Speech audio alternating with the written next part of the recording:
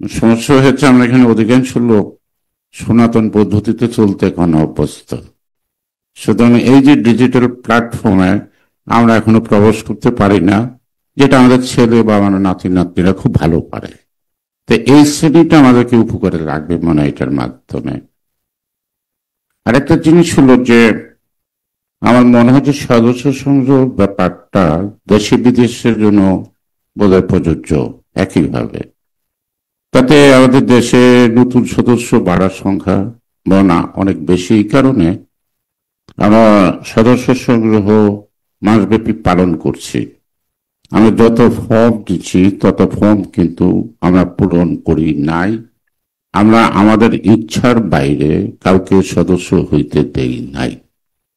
যদি ওয়েবসাইটের মাধ্যমে সদস্য হতে পারে, তাহলে আমার মনে হয় খুব অল্প সময়ের মধ্যে বিএনপি দেশের অভ্যন্তরে কমপক্ষে 4 গুণ সদস্য বৃদ্ধি পাবে। কারণ আমরা এই সদস্যপদ দেই কারণে যে এই সদস্যরাই বোধহয় ভোট দিবে কমিটি বানানোতে। তাহলে সেইভাবে যার কাছে ফর্ম গেছে তার মতো সে ফর্ম বিতরণ করছে, অন্যকে ফর্ম বিতরণ করতে দেয়নি। এটা কিন্তু এই অভিযোগটা বোধহয় আমার একার না, এই অভিযোগটা আপনারা সবাই কাছে আছে। তো এই জায়গাটা উন্মুক্ত হলো, এটা একটা স্বচ্ছতা। অর্থাৎ দোজ আর সিনসিয়ারলি মানে করতে চায়, বিএনপি করতে চায়, তাদের দরজাটা খুলে গেল। এবং যারা এই দরজাটা বন্ধ রাখলো, হম তাদের কাছ থেকে সাধারণ কর্মীরা বেঁচে গেল। দ্বিতীয়ত হলো যে বিদেশ থেকে সদস্য সংগ্রহ, ঠিক আছে, আমাদের দরকার আছে। বিদেশি আমাদের অনেক সমর্থক যে আছে এটা আমরা বুঝি। যেহেতু বিদেশিরা আবার ভোটারও হয়েছে, তাহলে এই সদস্য সংগ্রহের মধ্য দিয়েও আমরা একটা অনুমান করতে পারবো যে বিদেশে আমাদের কত সমর্থক আছে, কত ভোটার আছে, এবং সার্বিকভাবে বিদেশে কতটি ভোটার নির্বাচন কমিশনে নিবন্ধিত হলো, সেটার সাথে আমরা একটা তুলনামূলক বিশ্লেষণ করতে পারবো যে আমাদের ওখানের ভোটের ক্যাম্পিং এর মধ্য দিয়ে সেই ভোটটাকে সংগ্রহ করার ক্ষেত্রটি। আর একটি যে জাহির সাহেব যেটা বলছে সেটা থাকবে, যে একজন ডোনেট করতে চাইলে নিব কি নিব না, তাই না? তো ডোনেট করতে চাইলে যে সরাসরি ডোনেট করে দেবে তা তো না।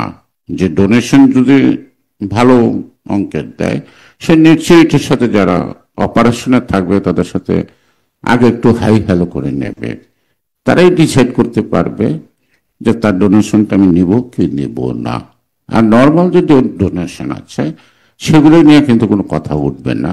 অর্থাৎ কোনো কলঙ্কিত, জাতিগতভাবে আন্তর্জাতিকভাবে এমন কোন মানুষের ডোনেশন যদি ওয়েবসাইটের মাধ্যমে বিএনপিতে আসে, সেটা একটা বিতর্কে পড়তে পারে। এটি বোধহয় জাহিদ সাহেব সাবধান করতে চাইছে। আচ্ছা, আমরা কাজটা শুরু করি। ভালো আছে মন্দ আছে, দ্য ডিসিশন ইজ অলরাইট। যেটা আজকে শুরু হলো, আই থিঙ্ক যে our chairman rightly take the decision. আমরা এনজয় করলাম, আমরা কিছু বুঝতেও পারলাম। সে বুদ্ধি মানে বুঝাটার কাজটা আমরা কাজে লাগাতে পারবো। তবে যদি বলে যে কি, যে রং decision is better then A indecision. অর্থাৎ আমরা একটা ডিসিশন নেই, যদি কিছু রং ফেস হয় আমরা কারেকশন করতে পারবো।